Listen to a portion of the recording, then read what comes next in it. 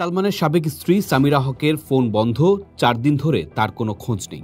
অন্যতম আসামি সালমানের একসময়ের বন্ধু ডনেরও কোনো সাড়া মিলছে না।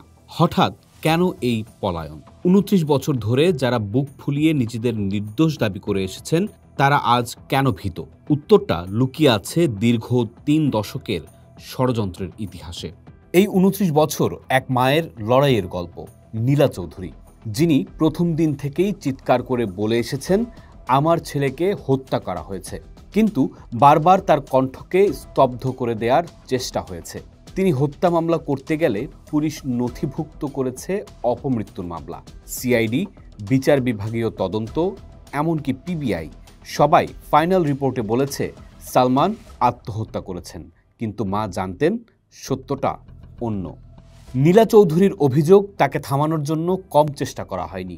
মাত্র ১ মাস আগেও মামলার অন্যতম আসামি ডন তাকে হুমকি দিয়েছে। ভাবুন, কি পরিমাণ ক্ষমতা আর খুঁটির জোর থাকলে একজন হত্যা মামলার আসামি ভিকটিমের মাকে প্রকাশ্যে হুমকি দেওয়ার সাহস পায়।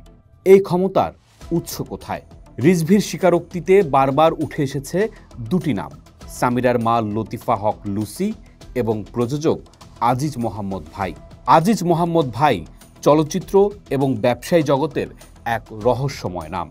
অভিযোগ রয়েছে তার প্রভাব এতটাই বেশি ছিল যে কোনো তদন্তকারী সংস্থাই তার দিকে আঙুল তোলার সাহস পায়নি। রিজভির জবানবন্দি অনুযায়ী তিনি শুধু পরিকল্পনাকারীই নন, হত্যাকাণ্ডের সময় ফ্ল্যাটের সশরীরে উপস্থিত ছিলেন। তিনিই নাকি সালমানের ঘাড়ে ফ্যান ছুঁড়ে মেরেছিলেন এবং ফাঁস লাগানোর নির্দেশ দিয়েছিলেন।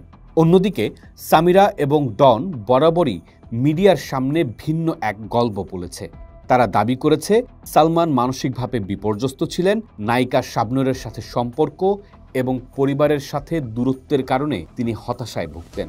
ডন এক সাক্ষাৎকারে বলেছিলেন, সালমানের সাথে তার স্ত্রীর যেমন প্রেম ছিল, এরকম প্রেম আমি কখনো দেখিনি। সামিরা দাবি করেছিলেন সালমান সুইসাইডাল বাই নেচার ছিলেন এবং আগেও ৩ বার আত্মহত্যার চেষ্টা করেছিলেন। কি অদ্ভুত! একদিকে এক আসামির ঠান্ডা মাথায় খুনের রোমহর্ষক বর্ণনা, অন্যদিকে আরেক আসামির ভিকটিমকে মানসিক বিকারগ্রস্ত প্রমাণের চেষ্টা।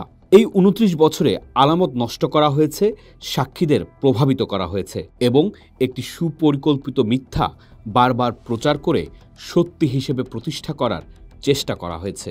এখন যখন আদালতের নির্দেশে সেই মিথ্যাচারের দেয়াল ভেঙে পড়েছে, তখন পর্দার আড়ালের খেলোয়াড়রা ভয় পেয়েছেন। তাদের পালানোই প্রমাণ করে সত্য উন্মোচিত হওয়ার আতঙ্ক তাদের তাড়া করছে। এই পলায়ন এক প্রকার নীরব স্বীকারোক্তি। প্রশ্ন হলো, এই নেটওয়ার্ক কতটা গভীরে?